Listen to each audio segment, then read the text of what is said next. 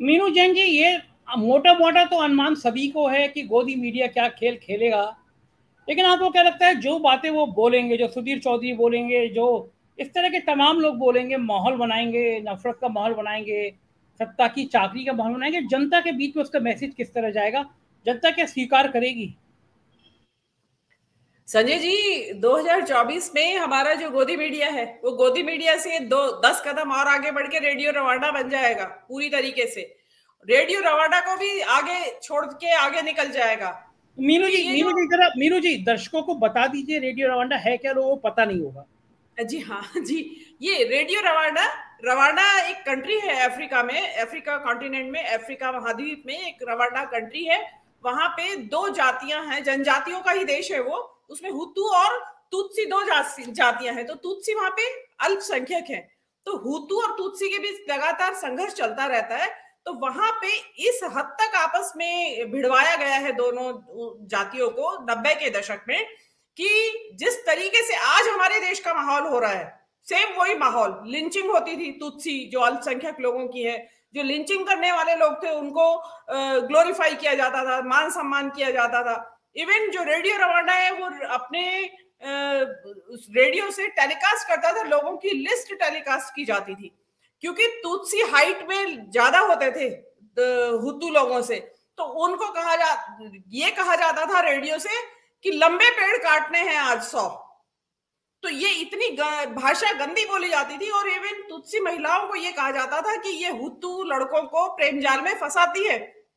आप सिमिलरिटी चलाते रहिए साथ साथ लफ्ज जिहाद की। तो उन्होंने इस हद तक उन्होंने नफरत का प्रचार किया दो दो समुदायों के बीच में, कि 100 दिन में 8 लाख लोग मारे गए। इतना भयानक जनसंहार हुआ। उसके बाद रेडियो रवांडा के जो यूएन के प्रयासों से वहां पे शांति स्थापित हुई और रेडियो रवांडा का ट्रायल वगैरह हुआ और उनके अधिकारियों को सजाएं दी गई। तो आप ये देखिए, तो मेरा जो मैं ये कह रही हूँ वो यही कहना चाह रही हूँ कि जिस तरीके से रेडियो रवांडा ने, क्योंकि रेडियो था उस वक्त, तो टीवी वगैरह वहां था नहीं, बड़े बैकवर्ड कंट्रीज हैं, तो उस रेडियो ने जो भूमिका निभाई ये हमारे यहाँ उस तरह की भूमिका निभाएगा। मैं ये नहीं कह रही हूँ कि ये जनसंहार की कॉल देंगे या कुछ करेंगे, ये नहीं कह रही हूँ मैं। लेकिन जिस तरीके से वो एक समुदाय के पक्ष में खड़ा हो गया था, इसी तरीके से यहाँ पे भी होगा। आपने देखा होगा 2019 के टाइम पे एक नमो टीवी नमूदार हुआ था अचानक से। तो वो नमो टीवी क्या था और कहां चला गया वो इलेक्शन के बाद? और सवाल भी उठाए गए, कोर्ट में भी शायद उसकी शिकायत चुनाव आयोग से भी शिकायत की गई, लेकिन कोई एक्शन नहीं हुआ। वो नमो टीवी 24 घंटे मोदी जी के बारे में प्रचार करता रहता था, तो कोई किसी तरह की एक्शन हुआ नहीं। तो मेरा मानना यह है कि 2024 के इलेक्शन में नमो, सारा गोदी मीडिया नमो टीवी में तब्दील हो जाएगा। और वो इसी तरीके की जो नंबर एक तो हिंदू मुस्लिम है ये करने के लिए वो करेंगे। और जो झूठे सच्चे जो ये इनकी वीडियोस दिखाते हैं, आप देखे होंगे कि झूठे सच्चे वीडियो दिखाते हैं, उनको बाद में वेरीफाई किया जाता है कि झूठ हुए। आपको ध्यान होगा कि जिस वक्त एक उदयपुर में वो एक टेलर की हत्या कर दी थी चाकू मार के, उसके बारे में उन्होंने जी न्यूज ने एक बहुत इतना भयानक बेशर्म खेल खेला था कि उन्होंने एक डॉक्टर्ड वीडियो जो बीजेपी के आईटी सेल से जारी हुआ था कि भाई ये बच्चे हैं और इनको माफ कर देना चाहिए, उस वीडियो को ये कह के जारी कर वायरल किया अपने टीवी के ऊपर कि राहुल गांधी उन लड़कों को कह रहे हैं जिन्होंने चाकू मार के टेलर की हत्या कर दी है। अचानक सनसनी फैल गई पूरे देश में। और राहुल गांधी के ऊपर वैसे भी इजी टारगेट है, भयंकर तौर पे ट्रोलिंग हो गई। आप ये देखिएगा, समय रहते कांग्रेस ने उस पर डैमेज कंट्रोल नहीं किया होता तुरंत, तो बहुत कुछ राहुल गांधी के ऊपर भी हमला हो सकता था। क्योंकि लोग आक्रोश में थे कांग्रेस के लोगों के ऊपर। कांग्रेस मतलब एक बलवा टाइप का देश के अंदर एक अजीबोगरीब स्थिति पैदा हो गई। और बाद में वो ये कह के कि जी मेरे से गलती हो गई। आपने तो ये छोटी मोटी बात कह दी अपने आकाओं को खुश करने के लिए ये सोच के, लेकिन आपने इसके रिपरकशंस नहीं देखे कि क्या दुष्परिणाम होंगे। तो ये जो इस तरह की घटनाएं हैं संजय जी, ये आपको फ्रिक्वेंटली देखने के लिए मिलेंगी 2024 में। मीनू जी, क्या हमने तो अखबार की टैगलाइन भी लिखी थी कि हम, जो आनंद जी ने कहा कि एक लाइन लेनी होगी, तो हमने लिखा था कि हम निष्पक्ष नहीं हैं क्योंकि हम सच के पक्षधर हैं। हम निष्पक्ष होता है कि सच और झूठ बैलेंस, तो हम तो सच की बात कर रहे हैं, सत्ता से सवाल कर रहे हैं। नीरू जी, क्या क्या ये दौर वाकई में जारी रहेगा या कुछ कभी तो सुबह आएगी? संजय जी, सुबह आने में अभी बहुत टाइम है, बहुत अंधेरी रात है, अंधेरा बहुत घना है, बहुत घना है। मशाले जला लीजिए आप तो थोड़ी देर के लिए हो जाता है चांदना, फिर वहीं का वहीं आ जाता है।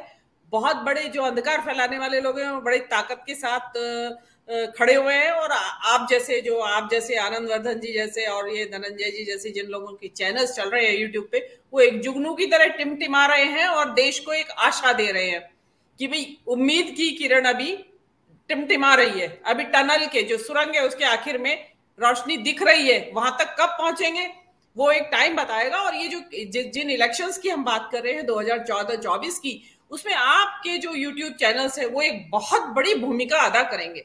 मैं ये कहती हूँ कि इनकी व्यूअरशिप बढ़नी चाहिए आपके चैनल्स की, और लोगों को ज्यादा से ज्यादा इधर आना चाहिए। अगर उनको सद्बुद्धि दे भगवान तो वो इस तरफ आए।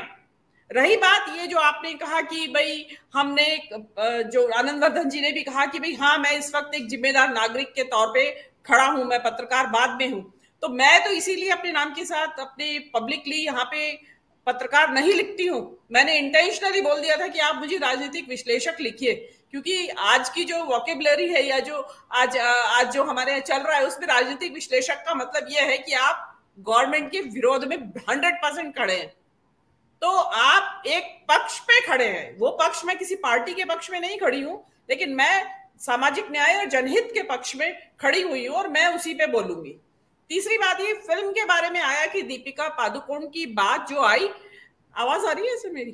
आ रही। तो दीपिका पादुकोण की बात आई है, तो हमारे यहाँ दीपिका पादुकोण ने जो हिम्मत दिखाई वो एक रेयर हिम्मत है। हमारे यहाँ जो फिल्म के जो एक्टर्स हैं वो आते नहीं है, राजनीतिक मुद्दों पे खुल के नहीं आते हैं। आपने देखा होगा कुछ इनके अलावा 2-1 और हैं फिल्म डायरेक्टर्स वगैरह जो सामने आए। मीनू जी, मैं आपकी बात से सहमत नहीं हूँ। विवेक अग्निहोत्री आते हैं, अनुपम खेर आते हैं, नफरत की आग फैलाने के लिए कश्मीर फाइल्स आती है, तो आते हैं फिल्म एक्टर, लेकिन वो आग लगाने के लिए आते हैं। आप ये देखिए कि एक सेकंड और कहना चाहूंगी मैं, जो ट्रम्प अभी जीत के आए थे तभी तो 2016 में, तो आप ये एक ऑस्कर उसके तुरंत बाद हुआ था।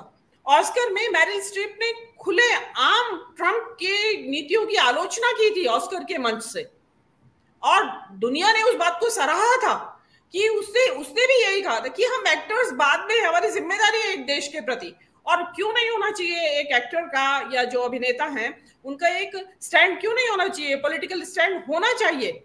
आप स्टैंड लेंगे तो भी आपकी फिल्म का बॉयकॉट करेंगे वो, आप स्टैंड नहीं लेंगे तो भी बॉयकॉट करेंगे। तो बेहतर है कि आप अपना मत रख दें जनता को। आप आइडल हैं लोगों के लिए, आप उनके लिए मॉडल हैं, वो आपकी बात को फॉलो करते हैं। अगर बड़े फिल्म स्टार्स जो हैं वो सामने आए और निष्पक्षता से अपनी बात रखें और बताएं कि हो क्या रहा है देश के लिए, देश के सामने, तो मेरे हिसाब से तो फर्क